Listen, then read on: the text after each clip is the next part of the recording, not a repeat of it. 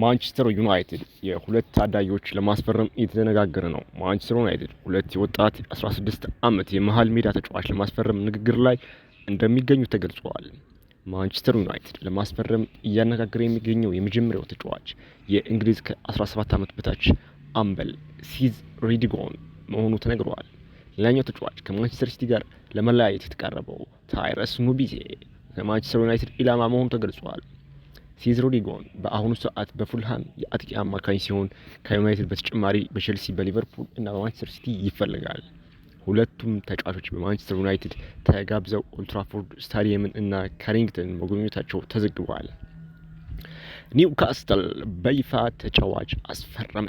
ኒውካስትል ዩናይትድ የኖቲንግሃም ፎረስቱን የፊት መስመር ተጫዋች አንቶኒ ኢላንጋ ማስፈረማቸውን በይፋ አስታውቀዋል። ኒውካስትል ተጫዋቹን 52 ሚሊዮን ፓውንድ የሚደርስ የዝውውር ሂሳብ በ5 ዓመት ኮንትራት ማስፈረማቸውን አስታውቀዋል። አንቶኒ ኢላንጋ ከማላጋ በነፃ ዝውውር ከፈረመው አንቶኒ ኮርዴጎ ቀጥሎ ሁለተኛ የክረምቱ የኒውካስትል ዩናይትድ ፈራሚ ሆኗል። የ23 ዓመቱ አንቶኒ ኢላንጋ ባለፈው ዓመት በሁሉም የፕሪሚየር ሊግ ጨዋታዎች ለኖቲንግሃም ግልጋሎት ሰጥቷል። ተጫዋቹ በጨዋታዎቹ 6 ጎሎችን አስቆጥሮ 11 ኳስ አመቻችቶ ማቀበልም ችሏል። ሊቨርፑል 20 ቁጥር መለያቸው በየትኛውም ቡድን አይጠቀምም። ሊቨርፑል በቅርቡ ሕይወቱ ያለፈውን ዲያጎ ጆታ የሚጠቀመውን የ20 ቁጥር ማሊያ ጥቅም ላይ እንዳይውል ማድረጉን አስታውቋል። ክለቡ ከዚህ በፊት ማሊያ በሊቨርፑል ዋናው ቡድን ጥቅም ላይ እንዳይውል ማድረጉ ተዘግቦ ነበር። ይሁን እንጂ ሊቨርፑል አሁን ላይ የማሊያው በወንዶችና በሴቶቹ በየትኛውም የእድሜ ክልል ቡድኖች ላይ እንደማይጠቀም ውሳኔውን አሳልፈዋል። ሊቨርፑል ውሳኔውን ያሳለፈው ከዲያጎ ጆታ ባለቤትና ከቤተሰቡ አባላት ጋር ከመከረ በኋላ መሆኑን አሳውቋል። ኒውካስትል የኢላንጋን ዝውውሮች በምን መልኩ ይፋ አደረገ? ኒውካስትል ዩናይትድ አንቶኒ ኢላንጋ ማስፈረሙን ይፋ ያደረገ ለየት ባለ መንገድ የአንድ ህፃን ደጋፊ ገጠመኝ በመግለጽ ነበር። የክለቡ ደጋፊ ህፃን በተለቀቀው ተንቀሳቃሽ ምስል ባለፈው የውድድር ዓመት ስለገጠመው ገጠመኝ ተናግሯል። የህፃኑ ገጠመኝ ምን ነበር ለሚለው ጥያቄ በቪዲዮ የታየው ህፃን ኒውካስትል ባለፈው የውድድር ዓመት ከአርሰናል ጋር በሚጫወትበት ዕለት ህመም አጋጥሞኛል በማለት ከትምህርት ቤት ቀርቶ ነበር። ኒውካስትል ዩናይትድ ግብ ባስቆጠረበት ወቅት ህፃኑ በደስታ ሲጨፍር በቀጥታ ስርጭት በቴሌቪዥን መስኮት ታይቷል። የትምህርት ቤቱ ርዕሰ መምህር በበኩላቸው ህፃኑን በቴሌቪዥን ቀጥታ ስርጭት ተመልክተውት እንደነበር ተገልጿል። የትምህርት ቤቱ ኃላፊዎችም ልጁን ኳስ ሲከታተል እና ሲጨፍር አይተነዋል፣ በጉዳዩ ላይ መነጋገር እንፈልጋለን የሚል መልእክት ለወላጆቹ መላካቸው ተነግሯል። ኒውካስትል ዩናይትድም የልጁን ገጠመኝ የአንቶኒ ኢላንጋን ዝውውር ይፋ ሲያደርጉ አስተዋውቀውታል። ኢንዞ ማሬስካ በጨዋታው ያለንን እንሰጣለን ሲሉ ተነገሩ። የሰማያዊዎቹ ዋና አሰልጣኝ ኢንዞ ማሬስካ ከእሁድ የክለቦች ዓለም ዋንጫ ፍጻሜ ጨዋታ በፊት አስተያየታቸው ሰጥተዋል። አሰልጣኝ ኢንዞ ማሬስካ ምን አሉ ለሚለው ለደጋፊዎች ያለኝ መልእክት ድጋፋችሁ እንደሚያስፈልገን ነው። ቡድኑ እምነታችን ያስፈልገዋል። ምክንያቱም ምርጥ የውድድር ዓመት ነው ያሳለፍነው። ፒኤስጂ ምናልባት በአሁኑ ሰዓት የዓለም ምርጡ ቡድን ሊሆን ይችላል። ጥሩ ጨዋታ ለማድረግ ያለን ሁሉ ለመስጠት እንሞክራለን ሲሉ ተደምጠዋል። ካይሴዶ ለእኛ በጣም አስፈላጊ ተጫዋች ነው። ዛሬ ሙሉ ልምምዱን አልጨረስም። በጨዋታው መሳተፍ እንደሚችል ተስፋ እናደርጋለን። ጃኦ ፔድሮ አስደናቂ ተጫዋች ነው። ወደዚህ ያመጣ ነው ያግዘናል ብለን አስበን ነው። እሱ ትልቅ ህልም አለው ብለዋል። ቼልሲ ልክ እንደ እኛ ነው። ኤንሪኬ የፒኤስጂ ዋና አሰልጣኝ ሉዊስ ኤንሪኬ የነገውን የቼልሲ የፍጻሜ ጨዋታ ቀላል እንደማይሆን ተናግረዋል። ስለ ተጋጣሚያቸው ያነሱት ሉዊስ ኤንሪኬ ቼልሲ ሲያጠቃና ሲከላከል ከእኛ ጋር ተመሳሳይ ቡድን ነው ሲሉ ተገልጸዋል። አክለውም በአካል ጠንካራ ከሆነ ቡድን ጋር የምናደርገው ከባድ ጨዋታ ይሆናል። ቼልሲ የተሟላ ቡድን ነው፣ ጨዋታው ቀላል አይሆንም ብለዋል። አሰልጣኝ ኢንዞ ማሬስካ እኛ የቡድኑን አጨዋወት አደንቃለሁ፣ ትልቅ ቴክኒካል ብቃትና ጥሩ ተጫዋች አላቸው ሲሉ ኤንሪክ ተናግረዋል። ማንቸስተር ዩናይትድ አዲስ ግብ ጠባቂ ያስፈርም ይሆን ለሚለው ጥያቄ የማንቸስተር ዩናይትድ ቁጥር 1 ግብ ጠባቂ አንድሪ ኦናና የጡንቻ ጉዳት እንዳጋጠመው ዘቴሌግራፍ አስነብበዋል። ተጫዋቹ ከጉዳቱ አገግሞ ወደ ሜዳ ለመመለስ እስከ 6 ሳምንት ጊዜ ሊያስፈልገው እንደሚችል ተነግሯል። ይህም ማለት አንድሪ ኦናና ማንቸስተር ዩናይትድ በሚያደርገው የቅድመ ውድድር ዝግጅት ላይ የማይሳተፍ ይሆናል። ቀያዮቹ ሰይጣኖች በቀጣይ አዲስ ግብ ጠባቂ ለማስፈረም ሊንቀሳቀሱ እንደሚችሉ ተዘግቧል። ማንቸስተር ዩናይትድ በክለቦች ዓለም ዋንጫ ጥሩ ጊዜ ያሳለፈው የቦታፎን ግብ ጠባቂ ጆን ለማስፈረም ኢላማ ማድረጉን ሲዘግብ እንደነበር ይታወሳል። ፒኤስጂ ከፍተኛ ገቢ አስገብተዋል። ስኬታማ የውድድር ዓመት በማሳለፍ ላይ የሚገኘው የፈረንሳይ ክለብ ፒኤስጂ በዚህ ዓመት ከፍተኛ ገቢ ማግኘቱ ገልጿል። ፒኤስጂ በ2024 በ2025 የውድድር ዘመን 850 ሚሊዮን ዩሮ የሚገመት ገቢ ማግኘታቸው ተነግሯል። ክለቡ ነገ የዓለም ክለቦች ዋንጫ የሚያሸንፍ ከሆነ ገቢው ከዚህም ከፍ እንደሚል ተዘግቧል። ፒኤስጂዎች በውድድር ዓመቱ እስካሁን የፈረንሳይ ሊግና ሻምፒዮንስ ሊግ ዋንጫን ጨምሮ 4 ዋንጫዎችን አሳክተዋል። $2 ቢሊዮን ገቢ ተገኝቷል። ኢንፋንቲኖ የፊፋ ፕሬዚዳንት ጂያኒ ኢንፋንቲኖ የክለቦች ዓለም ዋንጫ ውድድር በዓለም ትልቅ ዋጋ ያለው ውድድር መሆኑን ገልጸዋል። የክለቦች ዓለም ዋንጫ ውድድር ትልቅ ስኬት ማስመዝገብ የገለጹት ኢንፋንቲኖ ከውድድሩ $2 ቢሊዮን ተገኝቷል ብለዋል። የፊፋው ፕሬዚዳንት ጂያኒ ኢንፋንቲኖ ይፋ ባደረጉት መረጃም 2.5 ሚሊዮን በላይ ሰዎች ጨዋታውን ተከታትለዋል። የጨዋታው አማካኝ ተመልካች ቁጥር 40 ሺህ ነው። ጨዋታዎቹ በቴሌቪዥን በነፃ ከ20 ቢሊዮን በላይ ተመልካቾች ተከታትለውታል። የጨዋታው ቲኬቶች ለ168 ሀገራት ደጋፊዎች ተሽጠዋል። ፊፋ ከቲኬት ሽያጩ ከአንድ ጨዋታ $31 ሚሊዮን አግኝተዋል ተብሏል። ባርሴሎና የተጫዋቹን ውል ሊያራዝም ነው። የካታላኑ ክለብ ባርሴሎና የአማካኝ ስፍራ ተጫዋቹ ፍራንክ ዲዮንግን ኮንትራት ለማራዘም በንግግር ላይ መሆናቸው ተገልጿል። ባርሴሎና የተጫዋቹን ውል ለማራዘም የሚያደርገው ንግግር ከስምምነት መቃረቡ ተነግሯል። በአሰልጣኝ ሃንሲ ፍሊክ የሚመራ ባርሴሎና ተጫዋቹ በቡድኑ ለማቆየት ከፍተኛ ፍላጎት እንዳላቸው ተዘግቧል። ማድሪድ የመጀመሪያ ጨዋታ ይራዘምለታል ለሚለው ጥያቄ የዓለም ክለቦች ዋንጫ ግማሽ ፍጻሜ ተፋላሚው ሪያል ማድሪድ በመጀመሪያው የላሊጋ ጨዋታ እንዲራዘምለት ጥያቄ አቅርቦ ነበር። ይሁን እንጂ የስፔን ላሊጋ ፕሬዚዳንት ዣቪየር ቴባስ ሪያል ማድሪድ ያቀረበው ጥያቄ ውድቅ መደረጉን አሳውቀዋል።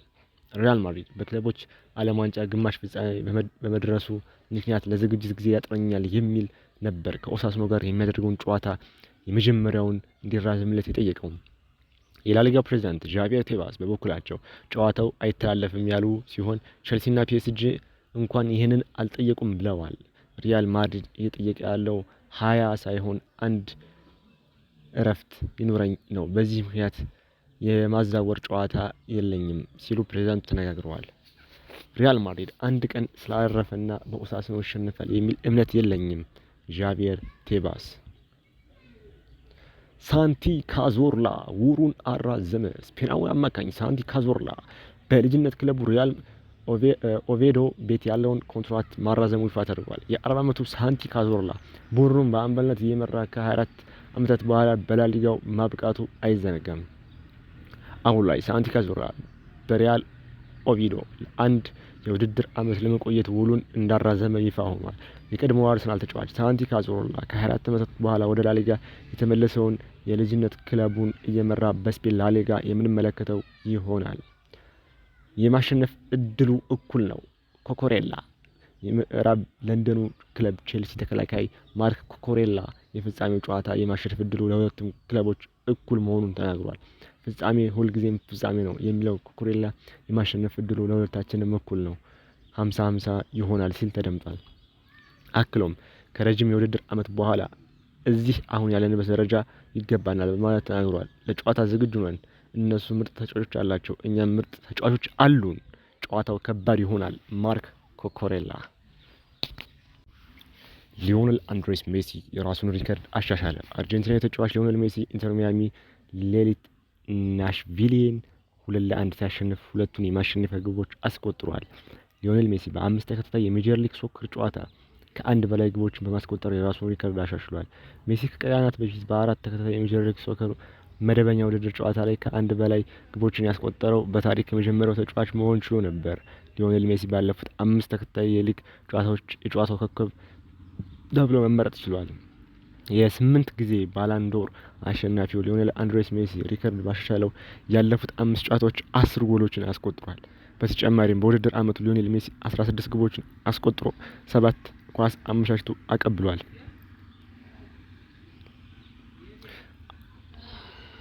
ሻምፒዮንስ ሊጉን እናመጣዋለን።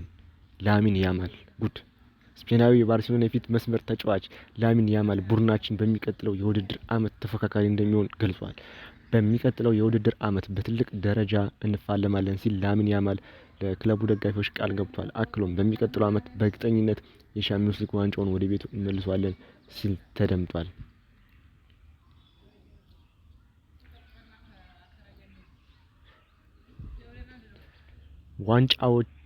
ዋንጫውን ለጆታ ማሸነፍ እፈልጋለሁ። ፔድሮ ኔቶ ፖርቹጋላዊ የቼልሲ የፊት መስመር ተጫዋች ፔድሮ ኔቶ የክለቦች ዓለም ዋንጫ ለዲያጎ ጆታ ማሸነፍ እንደሚፈልግ ተናግሯል። ዛሬ ዋንጫውን ለዲያጎ ጆታ ስል ማሸነፍ እፈልጋለሁ፣ እሱ ሁልጊዜ አብሮኝ ይሆናል ሲል ፔድሮ ኔቶ ተናግሯል። ጨዋታው ከቼልሲ ጋር የሚደረገው ሁለተኛ ፍጻሜ ጨዋታዬ ነው። የዓለም ሻምፒዮን መሆን እንችላለን፣ ዋንጫውን ማሸነፍ እንፈልጋለን፣ አላማችን እሱ ነው። ፔድሮ ኔቶ ዋንጫውን ለመውሰድ ያለንን እንሰጣለን ያለው ዴምቤሌ የፒኤስጂ ወሳኝ የፊት መስመር ተጫዋች ኦስማን ዴምቤሌ ቡድናችን ዛሬ ለዋንጫ ያለውን እንደሚሰጥ ተናግሯል። ዋንጫውን ለማሸነፍ የምንችለውን ሁሉ እናደርጋለን ሲል ኦስማን ዴምቤሌ ከጨዋታው በፊት ተናግሯል። የፒኤስጂ አሰልጣኝ ሉዊስ ኤንሪኬ በበኩላቸው ይህንን ታሪካዊ ውድድር ዓመት በጥሩ ሁኔታ መፈጸም እንፈልጋለን ሲሉ ተደምጠዋል። እኛ ምርጥ ቡድን ነን። ኢንዞ ፈርናንዴዝ የሰማያዊዎቹ የመሃል ሜዳ ተጫዋች ኤንዞ ፈርናንዴዝ ቡድናችን በራሱ እንደሚተማመን ከፍጻሜ ጨዋታው በፊት ተናግሯል።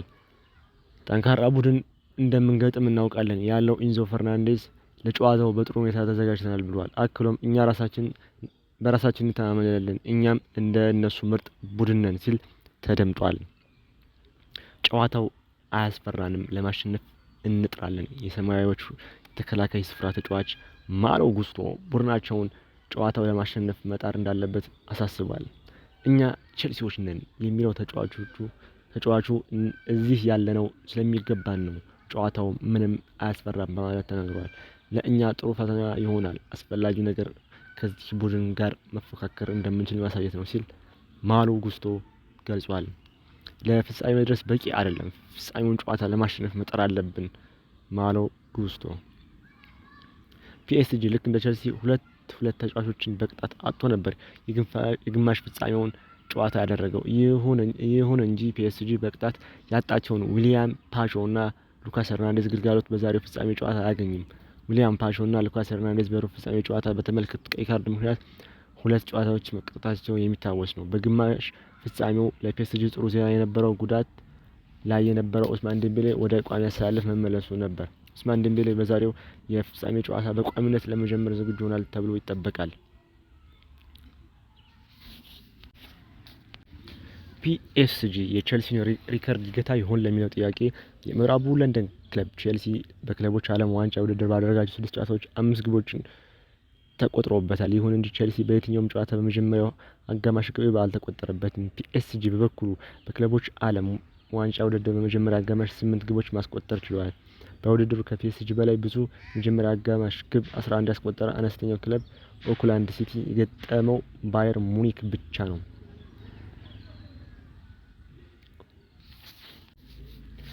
ዩናይትድ ለወጣት ተጫዋቾች ውል ሊሰጥ ነው። የማንቸስተር ዩናይትድ የ17 ዓመት ተከላካይ ጉድዊል ኩኮንኪ በክለቡ ፕሮፌሽናል ኮንትራት ሊፈርም መሆኑ ተገልጿል። የግራ እግር ተከላካይ የሆነው ተጫዋቹ ከ5 ዓመት ጀምሮ በክለቡ የነበረ ሲሆን ባለፈው ዓመት ለመጀመሪያ ጊዜ በዋናው ቡድን ስብስብ ተካቷል። ተጫዋቹ አሁን ላይ በማንቸስተር ዩናይትድ የቅድመ ውድድር ዝግጅት ላይ ሲገኝ በቅርቡ በተደረጉ ወዳጅነት ጨዋታዎች ተሳትፏል። ጉድዊል ባለፈው በሁለቱ የማንቸስተር ዩናይትድ የዕድሜ እርከን ቡድኖች 24 ጨዋታዎች ማድረግ ችሏል። ባርሴሎና ተጫዋች አስፈረመ። የካታላኑ ክለብ ባርሴሎና የኮፐንሃገኑን የፊት መስመር ተጫዋች ሮኒ ባርጌ ማስፈረም በይፋ አስታውቀዋል። የ19 ዓመቱ የፊት መስመር ተጫዋች ሮኒ ባርጌ ባርሴሎና ቤት የ4 ዓመት ኮንትራት ፈርሟል። ስዊድናዊ የፊት መስመር ተጫዋች ሮኒ ባርጌ ባለፈው ዓመት ለኮፐንሃገን 5 የሊግ ጨዋታ አድርጓል።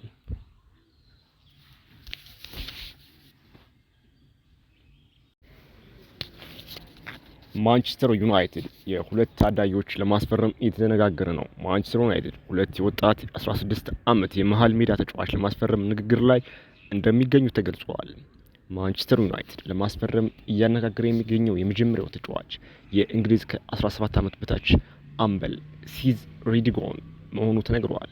ሌላኛው ተጫዋች ከማንቸስተር ሲቲ ጋር ለመለያየት የተቃረበው ታይረስ ኑቢዜ ከማንቸስተር ዩናይትድ ኢላማ መሆኑ ተገልጿል። ሲዝ ሮድሪጎን በአሁኑ ሰዓት በፉልሃም የአጥቂ አማካኝ ሲሆን ከዩናይትድ በተጨማሪ በቼልሲ፣ በሊቨርፑል እና በማንቸስተር ሲቲ ይፈልጋል። ሁለቱም ተጫዋቾች በማንቸስተር ዩናይትድ ተጋብዘው ኦልትራፎርድ ስታዲየምን እና ካሪንግተን መጎብኘታቸው ተዘግቧል።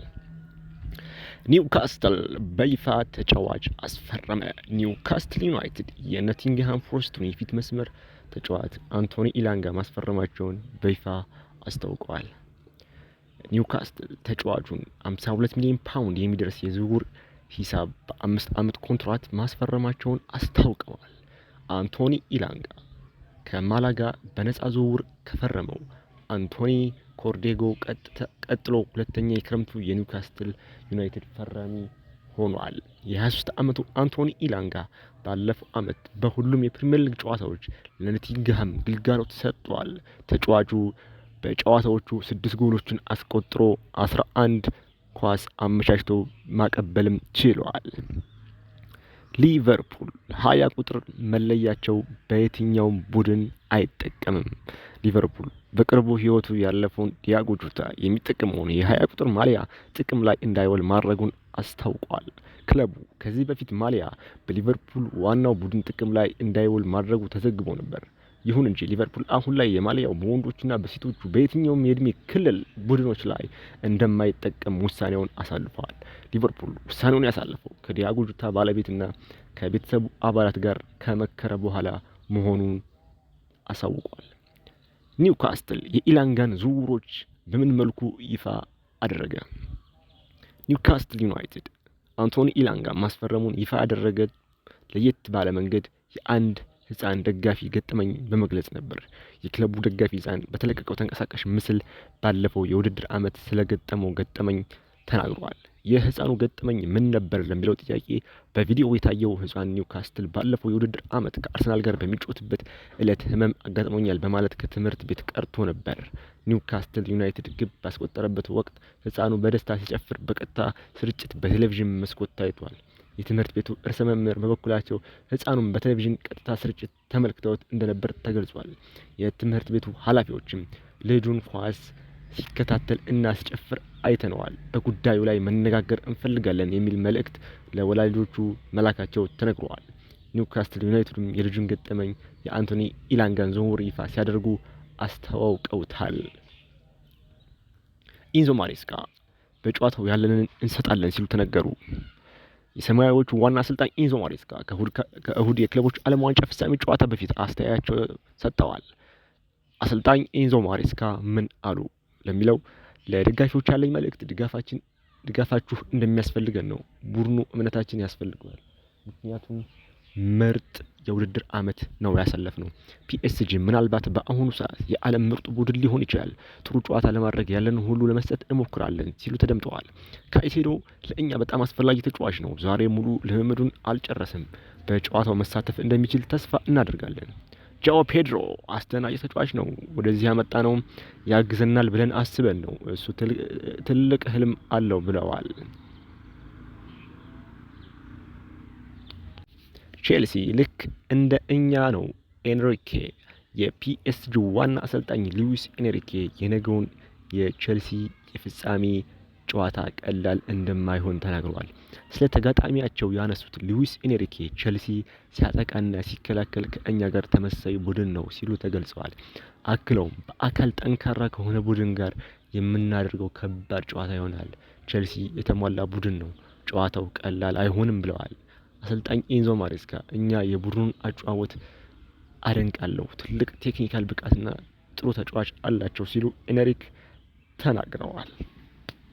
ማንቸስተር ዩናይትድ አዲስ ግብ ጠባቂ ያስፈርም ይሆን ለሚለው ጥያቄ የማንቸስተር ዩናይትድ ቁጥር 1 ግብ ጠባቂ አንድሪ ኦናና የጡንቻ ጉዳት እንዳጋጠመው ዘቴሌግራፍ አስነብበዋል። ተጫዋቹ ከጉዳቱ አገግሞ ወደ ሜዳ ለመመለስ እስከ 6 ሳምንት ጊዜ ሊያስፈልገው እንደሚችል ተነግሯል።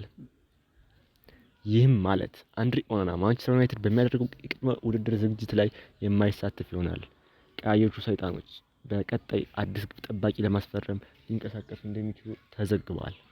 ማንቸስተር ዩናይትድ በክለቦች ዓለም ዋንጫ ጥሩ ጊዜ ያሳለፈው የቦታፎን ግብ ጠባቂ ጆን ለማስፈረም ኢላማ ማድረጉን ሲዘግብ እንደነበር ይታወሳል። ፒኤስጂ ከፍተኛ ገቢ አስገብተዋል። ስኬታማ የውድድር ዓመት በማሳለፍ ላይ የሚገኘው የፈረንሳይ ክለብ ፒኤስጂ በዚህ ዓመት ከፍተኛ ገቢ ማግኘቱ ገልጿል። ፒኤስጂ በ2024 በ2025 የውድድር ዘመን 850 ሚሊዮን ዩሮ የሚገመት ገቢ ማግኘታቸው ተነግሯል። ክለቡ ነገ የዓለም ክለቦች ዋንጫ የሚያሸንፍ ከሆነ ገቢው ከዚህም ከፍ እንደሚል ተዘግቧል። ፒኤስጂዎች በውድድር ዓመቱ እስካሁን የፈረንሳይ ሊግና ሻምፒዮንስ ሊግ ዋንጫን ጨምሮ 4 ዋንጫዎችን አሳክተዋል። $2 ቢሊዮን ገቢ ተገኝቷል። ኢንፋንቲኖ የፊፋ ፕሬዚዳንት ጂያኒ ኢንፋንቲኖ የክለቦች ዓለም ዋንጫ ውድድር በዓለም ትልቅ ዋጋ ያለው ውድድር መሆኑን ገልጸዋል። የክለቦች ዓለም ዋንጫ ውድድር ትልቅ ስኬት ማስመዝገብ የገለጹት ኢንፋንቲኖ ከውድድሩ $2 ቢሊዮን ተገኝቷል ብለዋል። የፊፋው ፕሬዚዳንት ጂያኒ ኢንፋንቲኖ ይፋ ባደረጉት መረጃም 2.5 ሚሊዮን በላይ ሰዎች ጨዋታውን ተከታትለዋል። የጨዋታው አማካኝ ተመልካች ቁጥር 40 ሺህ ነው። ጨዋታዎቹ በቴሌቪዥን በነፃ ከ20 ቢሊዮን በላይ ተመልካቾች ተከታትለውታል። የጨዋታው ትኬቶች ለ168 ሀገራት ደጋፊዎች ተሽጠዋል። ፊፋ ከትኬት ሽያጩ ከአንድ ጨዋታ $31 ሚሊዮን አግኝተዋል ተብሏል። ባርሴሎና የተጫዋቹን ውል ሊያራዝም ነው። የካታላኑ ክለብ ባርሴሎና የአማካኝ ስፍራ ተጫዋቹ ፍራንክ ዲዮንግን ኮንትራት ለማራዘም በንግግር ላይ መሆናቸው ተገልጿል። ባርሴሎና የተጫዋቹን ውል ለማራዘም የሚያደርገው ንግግር ከስምምነት መቃረቡ ተነግሯል። በአሰልጣኝ ሃንሲ ፍሊክ የሚመራ ባርሴሎና ተጫዋቹ በቡድኑ ለማቆየት ከፍተኛ ፍላጎት እንዳላቸው ተዘግቧል። ማድሪድ የመጀመሪያ ጨዋታ ይራዘምለታል ለሚለው ጥያቄ የዓለም ክለቦች ዋንጫ ግማሽ ፍጻሜ ተፋላሚው ሪያል ማድሪድ በመጀመሪያው የላሊጋ ጨዋታ እንዲራዘምለት ጥያቄ አቅርቦ ነበር። ይሁን እንጂ የስፔን ላሊጋ ፕሬዚዳንት ዣቪየር ቴባስ ሪያል ማድሪድ ያቀረበው ጥያቄ ውድቅ መደረጉን አሳውቀዋል። ሪያል ማድሪድ በክለቦች ዓለም ዋንጫ ግማሽ ፍጻሜ በመድረሱ ምክንያት ለዝግጅት ጊዜ ያጥረኛል የሚል ነበር ከኦሳሱና ጋር የሚያደርገውን ጨዋታ የመጀመሪያውን እንዲራዘምለት የጠየቀው። የላሊጋ ፕሬዚዳንት ዣቪየር ቴባስ በበኩላቸው ጨዋታው አይተላለፍም ያሉ ሲሆን ቼልሲና ፒኤስጂ እንኳን ይህንን አልጠየቁም ብለዋል። ሪያል ማድሪድ እየጠየቀ ያለው 20 ሳይሆን 1 እረፍት ይኑረኝ ነው። በዚህ ምክንያት የማዛወር ጨዋታ የለኝም ሲሉ ፕሬዚዳንቱ ተነጋግረዋል። ሪያል ማድሪድ አንድ ቀን ስላረፈና በኦሳሱና ይሸነፋል የሚል እምነት የለኝም። ዣቪየር ቴባስ። ሳንቲ ካዞርላ ውሩን አራዘመ። ስፔናዊ አማካኝ ሳንቲ ካዞርላ በልጅነት ክለቡ ሪያል ኦቬዶ ቤት ያለውን ኮንትራት ማራዘሙ ይፋ ተደርጓል። የ40 ዓመቱ ሳንቲ ካዞርላ ቡድኑን በአምበልነት እየመራ ከ24 ዓመታት በኋላ በላሊጋው ማብቃቱ አይዘነጋም። አሁን ላይ ሳንቲ ካዞርላ በሪያል ኦቪዶ አንድ የውድድር ዓመት ለመቆየት ውሉን እንዳራዘመ ይፋ ሆኗል። የቀድሞው አርሰናል ተጫዋች ሳንቲ ካዞርላ ከ24 ዓመታት በኋላ ወደ ላሊጋ የተመለሰውን የልጅነት ክለቡን እየመራ በስፔን ላሊጋ የምንመለከተው ይሆናል። የማሸነፍ እድሉ እኩል ነው።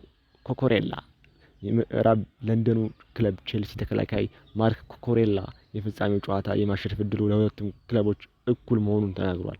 ፍጻሜ ሁልጊዜም ፍጻሜ ነው የሚለው ኮኮሬላ የማሸነፍ እድሉ ለሁለታችንም እኩል ነው፣ 50-50 ይሆናል ሲል ተደምጧል። አክሎም ከረጅም የውድድር ዓመት በኋላ እዚህ አሁን ያለንበት ደረጃ ይገባናል በማለት ተናግሯል። ለጨዋታ ዝግጁ ነን።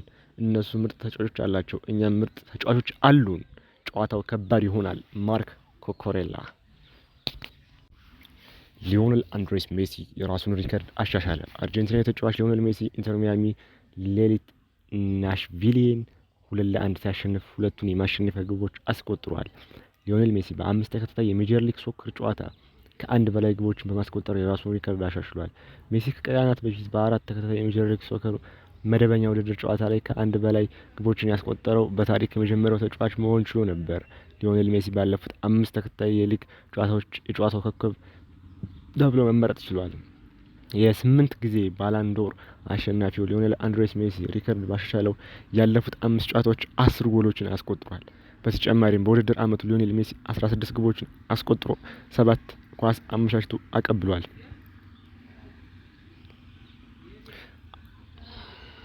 ሻምፒዮንስ ሊጉን እናመጣዋለን። ላሚን ያማል ጉድ! ስፔናዊ የባርሴሎና የፊት መስመር ተጫዋች ላሚን ያማል ቡድናችን በሚቀጥለው የውድድር ዓመት ተፎካካሪ እንደሚሆን ገልጿል። በሚቀጥለው የውድድር ዓመት በትልቅ ደረጃ እንፋለማለን ሲል ላሚን ያማል ለክለቡ ደጋፊዎች ቃል ገብቷል። አክሎም በሚቀጥለው ዓመት በእርግጠኝነት የሻምፒዮንስ ሊግ ዋንጫውን ወደ ቤቱ እንመልሰዋለን ሲል ተደምጧል።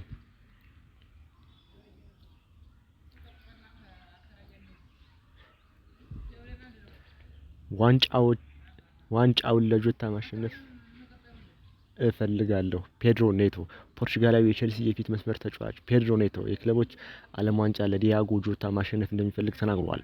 ዛሬ ዋንጫውን ለዲያጎ ጆታ ስል ማሸነፍ እፈልጋለሁ፣ እሱ ሁልጊዜ አብሮኝ ይሆናል ሲል ፔድሮ ኔቶ ተናግሯል። ጨዋታው ከቼልሲ ጋር የሚደረገው ሁለተኛ ፍጻሜ ጨዋታዬ ነው። የዓለም ሻምፒዮን መሆን እንችላለን፣ ዋንጫውን ማሸነፍ እንፈልጋለን፣ አላማችን እሱ ነው። ፔድሮ ኔቶ ዋንጫውን ለመውሰድ ያለንን እንሰጣለን ያለው ዴምቤሌ የፒኤስጂ ወሳኝ የፊት መስመር ተጫዋች ኦስማን ዴምቤሌ ቡድናችን ዛሬ ለዋንጫ ያለውን እንደሚሰጥ ተናግሯል። ዋንጫውን ለማሸነፍ የምንችለውን ሁሉ እናደርጋለን ሲል ኦስማን ዴምቤሌ ከጨዋታው በፊት ተናግሯል። የፒኤስጂ አሰልጣኝ ሉዊስ ኤንሪኬ በበኩላቸው ይህንን ታሪካዊ ውድድር ዓመት በጥሩ ሁኔታ መፈጸም እንፈልጋለን ሲሉ ተደምጠዋል። እኛ ምርጥ ቡድን ነን።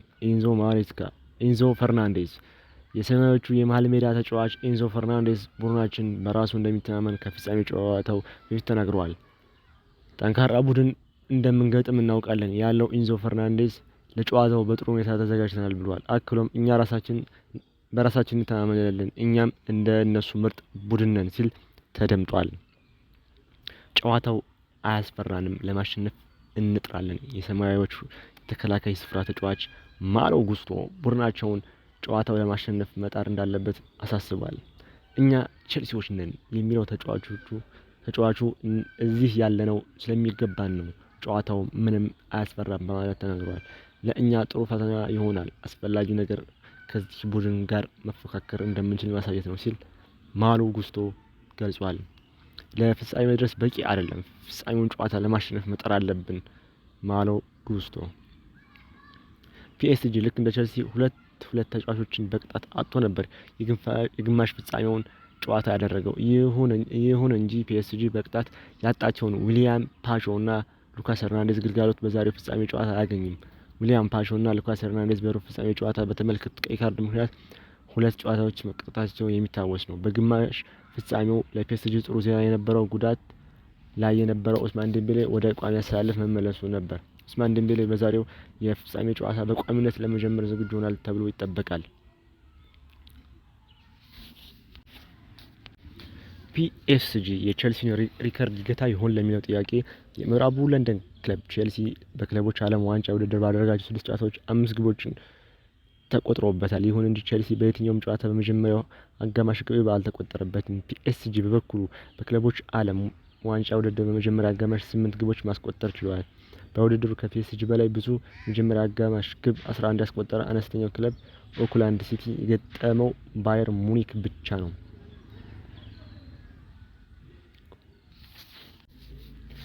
ዩናይትድ ለወጣት ተጫዋቾች ውል ሊሰጥ ነው። የማንቸስተር ዩናይትድ የ17 ዓመት ተከላካይ ጉድዊል ኩኮንኪ በክለቡ ፕሮፌሽናል ኮንትራት ሊፈርም መሆኑ ተገልጿል።